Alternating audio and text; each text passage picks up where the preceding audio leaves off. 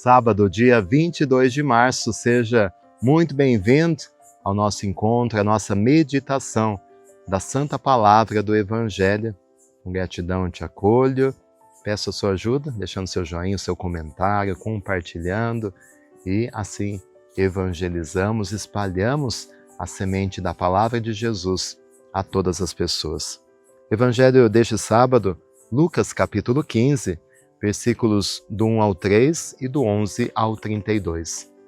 O Senhor esteja convosco, Ele está no meio de nós. Proclamação do Evangelho de Jesus Cristo segundo Lucas. Glória a vós, Senhor. Naquele tempo, os publicanos e pecadores aproximavam-se de Jesus para o escutar. Os fariseus, porém, e os mestres da lei criticavam Jesus. Este homem acolhe os pecadores e faz refeição com eles. Então Jesus contou-lhes esta parábola. Um homem tinha 2 filhos. O filho mais novo disse ao pai: Pai, dá-me a parte da herança que me cabe. E o pai dividiu os bens entre eles. Poucos dias depois, o filho mais novo juntou o que era seu e partiu para um lugar distante. E ali esbanjou tudo numa vida desenfreada. Quando tinha gasto tudo o que possuía, houve uma grande fome naquela região, e ele começou a passar necessidade. Então foi pedir trabalho a um homem do lugar, que o mandou para seu campo cuidar dos porcos. O rapaz queria matar a fome com a comida que os porcos comiam, mas nem isso lhe davam. Então caiu em si e disse: Quantos empregados do meu pai têm pão com fartura, e eu aqui morrendo de fome? Vou-me embora. Vou voltar para meu pai e dizer-lhe: Pai, pequei contra Deus e contra ti. Já não mereço ser chamado teu filho. Trata-me como a um dos teus empregados. Então ele partiu e voltou para seu pai. Quando ainda estava longe, seu pai o avistou e sentiu compaixão. Correu-lhe ao encontro, abraçou-o e cobriu-o de beijos. O filho então lhe disse: Pai, pequei contra Deus e contra ti.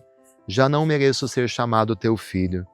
Mas o pai disse aos empregados: Trazei depressa a melhor túnica para vestir meu filho, e colocai um anel no seu dedo e sandálias nos pés. Trazei um novilho gordo e matai-o. Vamos fazer um banquete, porque este meu filho estava morto e tornou a viver. Estava perdido e foi encontrado. E começaram a festa. O filho mais velho estava no campo.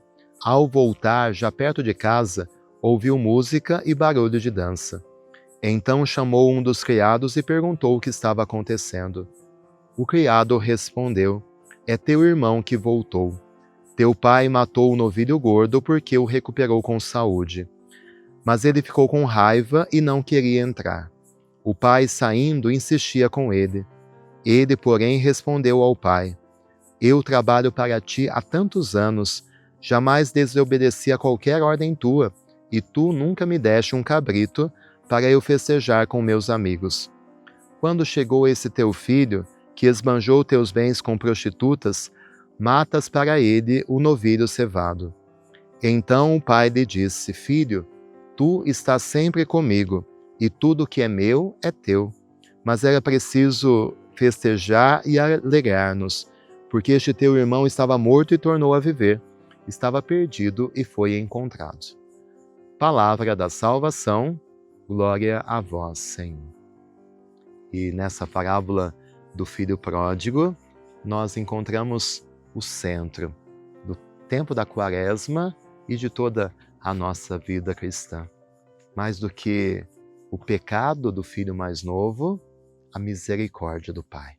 E esta misericórdia que nós somos convidados a experimentar neste tempo da Quaresma e até o último dia da nossa vida. Em primeiro lugar, observamos a escolha daquele filho mais novo, que pede a herança.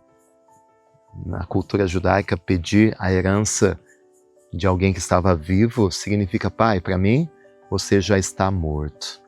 E ele, achando que estava na liberdade, pega as suas coisas e vai, e gasta tudo.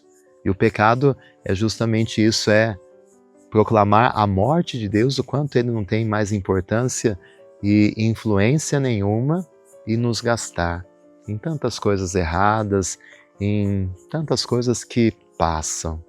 E em pouco tempo, aquela fortuna que ele tinha acaba. E ele se vê passando necessidade. E aquilo que era liberdade na cabeça dele se torna escravidão. Ele tem que trabalhar e comer a comida que os porcos comiam. Isso, o pecado destrói a imagem e semelhança de Deus, o pecado nos escraviza, o pecado suga tudo aquilo de bom que existe em nós. Ele tem uma aparência sedutora, nos engana, mas na verdade nos destrói. E chega um momento em que aquele filho mais novo chega ao fundo do poço e ele decide voltar. E quando ele decide voltar, não é porque ele ama o pai, ele decide voltar porque está passando fome, está passando necessidade, e por isso ele volta.